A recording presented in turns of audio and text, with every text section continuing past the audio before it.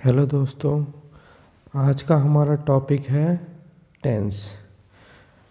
तो हम इसमें देखेंगे कि टेंस की डेफिनेशन क्या है, टेंस के टाइप क्या क्या हैं, फिर उसका फर्दर हम देखेंगे किस तरह से हम इंग्लिश ग्रामर में इनका इस्तेमाल कर सकते हैं। तो टेंस क्या होता है? Tense denotes the time of action as well as the state, अर्थात ये बताता है कि कार्य किस समय अवधि में हुआ है, अर्थात जैसे कि कोई काम पूरा हो चुका है या बहुत समय पहले हुआ था या भविष्य में होने वाला है। जैसे अगर हम एग्जाम्पल के तौर पे देखें, राम मार्केट गया था, यानी कि जाने का काम, मार्केट जाने का काम भूतकाल में ही ख़त्म हो चुका है, ठीक है। या फिर कल मैं ये किताब पढ़ूंगा, तो ये भविष्य का काम बता रहा है कि भविष्य में मैं ऐसा करूंगा। तो अब हम देखते हैं कि टेंसेस के प्रकार क्या क्या होते हैं, टाइप ऑफ टेंस। तो मुख्य तौर पे अगर हम बात करें तो टेंस 3 तरह के होते हैं, प्रेजेंट, पास्ट, फ्यूचर, या फिर पास्ट, प्रेजेंट, फ्यूचर, भूत, वर्तमान, भविष्य, ठीक है। तो हम नेक्स्ट पे बढ़ते हैं अपना। अब हम टेंस पढ़ने से पहले ये 3 तरह के सेंटेंस देख लेते हैं, ये थोड़ा ज़रूरी है। इसके अलावा आपको थोड़ा कुछ याद नहीं रखना, बस ये चीज़ें याद रखनी है। जैसे अफर्मेटिव सेंटेंस क्या होते हैं? अफर्मेटिव जिसमें नहीं आता है, मतलब नहीं, नकारात्मक वाक्य नहीं होता, नकारात्मक शब्द नहीं होता है, उसे हम अफर्मेटिव कहते हैं। जैसे एग्जाम्पल के तौर पर हम देख सकते हैं, राम हर दिन 1 किलोमीटर दौड़ता है, अर्थात ये सकारात्मक वाक्य है, इसमें नहीं शब्द नहीं आया है। राम रन से फॉर 1 किलोमीटर एवरी डे। अगर हम नेक्स्ट वाक्य की बात करते हैं, मैं तुमसे तेज दौड़ता हूँ, ये भी एक सकारात्मक है क्योंकि इसमें नकारात्मक शब्द नहीं आया हुआ है। निगेटिव सेंटेंस क्या होता है? निगेटिव सेंटेंसेस होते हैं जिसमें नहीं शब्द क्या उपस्थिति होती है, नहीं शब्द आता है। जैसे राम नहीं दौड़ता, मैं बास्केटबॉल नहीं खेलता, वे किताबें नहीं पढ़ते, ये निगेटिव सेंटेंस होता है। इन सेंटेंसों को हमें याद रखना है बस कि इस तरह के सेंटेंस होते हैं, क्योंकि इसका हम इस्तेमाल टेंसेस में करेंगे, ये ध्यान रखना। अगला होता है इंट्रोगेटिव सेंटेंस। इंट्रोगेटिव मतलब प्रश्नवाचक वाक्य। जैसे क्या वह गाता है, तुम वहाँ क्यों जाते हो, हम कितने बजे तक खेलते हैं, ये सब प्रश्नवाचक वाक्य, अर्थात इसमें हम प्रश्न पूछ रहे हैं या प्रश्न हमसे पूछा जा रहा है। तो इस तरह के वाक्य जो होते हैं या सेंटेंस होते हैं, ये इंट्रोगेटिव सेंटेंस कहलाते हैं, प्रश्नवाचक वाक्य। अगर इसमें हम निगेटिव लगा दें, इंट्रोगेटिव सेंटेंस में निगेटिव और जोड़ दें, तो ये कहलाते हैं हमारे निगेटिव इंट्रोगेटिव सेंटेंस या इंट्रोनिगेटिव सेंटेंस, नकारात्मक प्रश्नवाचक वाक्य। जैसे क्या वह स्कूल नहीं जाता है, दूसरा वाक्य क्या वह मेहनत से नहीं पढ़ता है, क्या वे एक साथ नहीं खेलते हैं, इसमें क्या शब्द भी आ गया है, नहीं शब्द भी आ गया है। तो इस तरह के वाक्य निगेटिव इंट्रोगेटिव सेंटेंस या फिर इंट्रोनिगेटिव सेंटेंस कहलाते हैं, ठीक है। तो कितने तरह के वाक्य हो गए? वाक्य हो गए हमारे अफर्मेटिव, दूसरा निगेटिव, तीसरा इंट्रोगेटिव, फोर्थ वन हो गया निगेटिव इंट्रोगेटिव या फिर इंट्रोनिगेटिव सेंटेंस। ये हमारे 4 तरह के वाक्य हो गए। अब हम टेंस की शुरुआत करते हैं। तो सबसे पहले हम शुरुआत करेंगे प्रेजेंट टेंस की, कि वर्तमान जो काल है, वर्तमान काल के कितने प्रकार होते हैं, कौन कौन से होते हैं, फिर हम एक एक करके हर एक लेक्चर में वो देखेंगे। तो प्रेजेंट टेंस के 4 टाइप होते हैं, present indefinite, present continuous, present perfect, present perfect continuous. तो सबसे पहले हम इसमें देखेंगे कि प्रेजेंट इंडेफिनिट को कैसे डिफाइन करते हैं, प्रेजेंट इंडेफिनिट क्या है इसके बारे में हम समझेंगे। तो सबसे पहले हम ये देखते हैं कि इस प्रेजेंट इंडेफिनिट टेंस अगर हमसे कोई पूछता है कि इस टेंस की पहचान क्या है तो हम किस तरह बताएंगे। तो इस टेंस के जो सेंटेंस होते हैं या वाक्य होते हैं उनके लास्ट में ता है, ती है, ते हैं, ये होता है। जैसे कि वह सीखना चाहता है, तो लास्ट में क्या चाहता, ता है, तो ये कौन सा हो गया, ये हो गया प्रेजेंट इंडेफिनिट टेंस। ठीक है, वह कड़ी मेहनत करते हैं, ते हैं, मतलब ते हैं बाद में है, तो ये हो गया प्रेजेंट इंडेफिनिट टेंस। अभी ऊपर छोड़ दो, ऊपर क्या लिखा हुआ है ये सब ध्यान रखना कि ये प्रेजेंट इंडेफिनिट टेंस है जिसकी क्रिया के साथ ता है, ती है, ते हैं लगा होता है, वह प्रेजेंट इंडेफिनिट टेंस होता है। मैं जाता हूँ, वो आता है, आप नहाते हो, एटसेट्रा।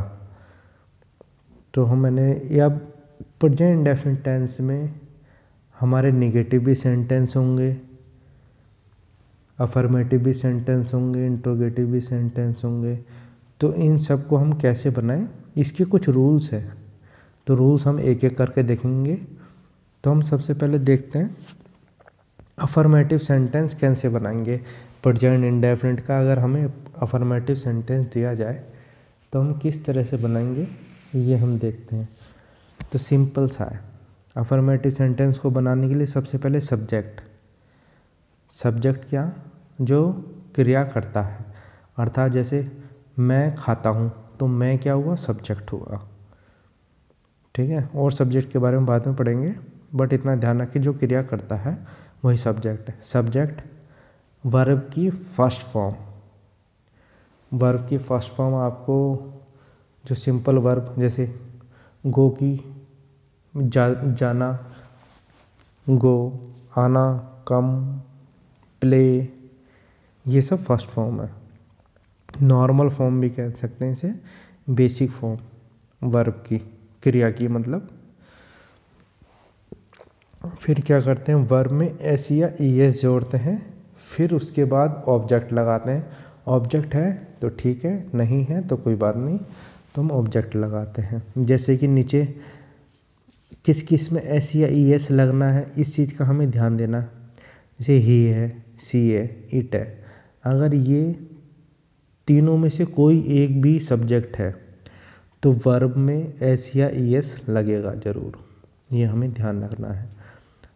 अगर सब्जेक्ट आई है, वी है, यू है, दे है, तो इसमें केवल वर्ब की फर्स्ट फॉर्म ही रहेगी, कोई एस या ई एस नहीं जुड़ेगा वर्ब में। तो सबसे पहले हम देख लेते हैं एक वाक्य, वह सीखना चाहता है। वह मतलब ही में वर्ब में जुड़ेगा एस या ई एस। चाहने की क्या होती है, चाहने की होती है वांट, ठीक है, तो उसमें जोड़ेंगे हम एस, तो क्या हो गया, वांट्स। अब सीखने के मतलब learn, he wants to learn, ये हमारा बन गया रूल के हिसाब से। ही सबसे पहले सब्जेक्ट, वर्ब की फर्स्ट फॉर्म वांट, फिर एस या ई एस, एस जोड़ दिया उसमें, फिर ऑब्जेक्ट हमारा क्या हो गया, ऑब्जेक्ट इसमें नहीं है, बस इसमें क्रिया को ही बढ़ाया गया है कि वह सीखना चाहता है, he wants to learn. Next sentence देख लेते हैं, वे कड़ी मेहनत करते हैं। वे क्या हो गया, दे में क्या आएगा, केवल वर्ब की फर्स्ट फॉर्म, तो इसमें एस या ई एस नहीं आएगा, तो क्या होगा, दे वर्क हार्ड। अब हम नेक्स्ट देखते हैं, अभी हम प्रेजेंट इंडेफिनिट का अफर्मेटिव सेंटेंस की वाक्य की बात कर रहे हैं, मतलब सकारात्मक वाक्य की। नेक्स्ट हम देखते हैं निगेटिव सेंटेंस कैसे बनाते हैं। प्रेजेंट इंडेफिनिट में अगर नकारात्मक वाक्य आ जाता है तो हम कैसे बनाते हैं। सबसे पहले हम सब्जेक्ट लिखेंगे, फिर डू या डज लिखेंगे, फिर नॉट लिखेंगे, फिर वर्ब की फर्स्ट फॉर्म आएगी, फिर जो भी बाद में होगा वाक्य के वो आएगा। अब यहाँ पे डज किसके साथ लगाना है, डू किसके साथ लगाना है, ये थोड़ा देखना पड़ेगा। डज किसके साथ लगाना है, डज लगाना ही, सी, इट, इनमें से कोई एक सब्जेक्ट आ जाए, अर्थात एक वचन का कोई भी सब्जेक्ट आ जाए, सिंगुलर सब्जेक्ट, तो उसके साथ हमें लगाना है डज। और अगर आई, वी, यू, दे, इनमें से कोई आ जाता है तो इसके साथ लगाना हमें डू। डू के बाद आएगा नॉट, नॉट के बाद आएगा वर्ब की फर्स्ट फॉर्म, फिर आएगा ऑब्जेक्ट या जो भी बाद में होगा वो सब आएंगे। जैसे कि सेंटेंस हम देख लेते हैं, वह सीखना नहीं चाहता, तो इसका क्या होगा, ही क्या है, सिंगुलर सब्जेक्ट है, तो ही के साथ क्या आएगा, डज। तो इसमें क्या आएगा, ही डज नॉट वांट।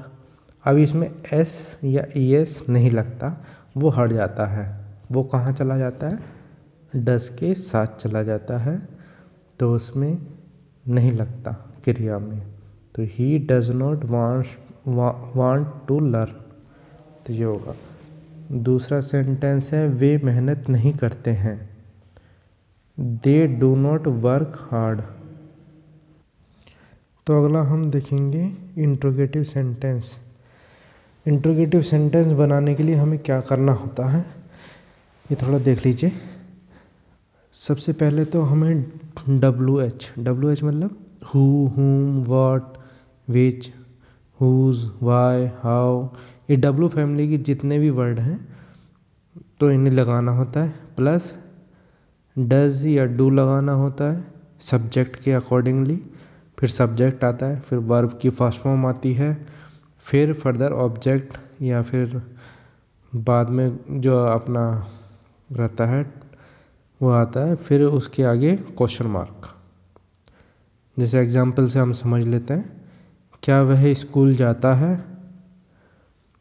क्या, अगर क्या शब्द पहले लिखा हुआ है तो उसमें WH नहीं आता है, उसमें पहले डज या डू आता है।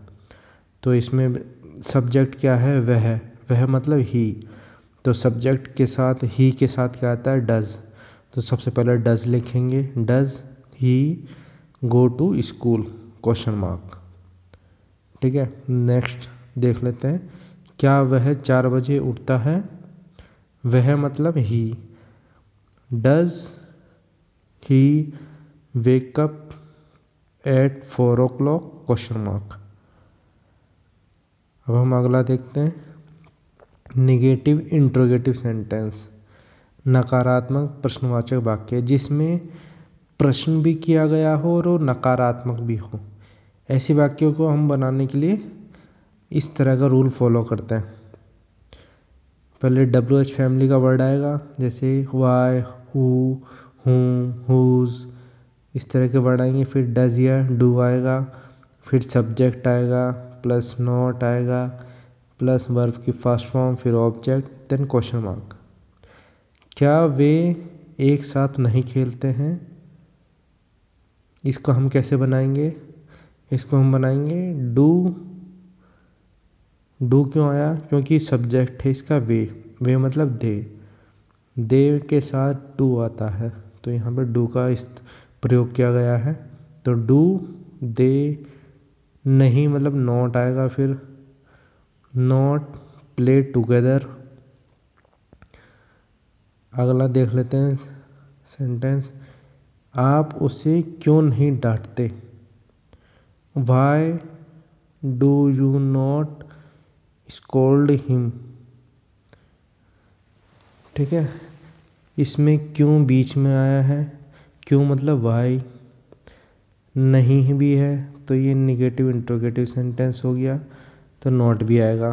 तो सबसे पहले वाई फार्मूला क्या कहता है, डू या डज आएगा। तो पहले देख लेते हैं आप का मतलब तुम, तो यू आ गया। यू के साथ क्या आता है, डू आता है, तो डू का इस्तेमाल कर लिया। फिर नहीं है तो नॉट का इस्तेमाल कर लिया। फिर वर्ब मतलब डांटने स्कोल्ड, उसे मतलब हिम जो कि ऑब्जेक्ट है। अब हम ठीक है नेक्स्ट पे आगे बढ़ते हैं।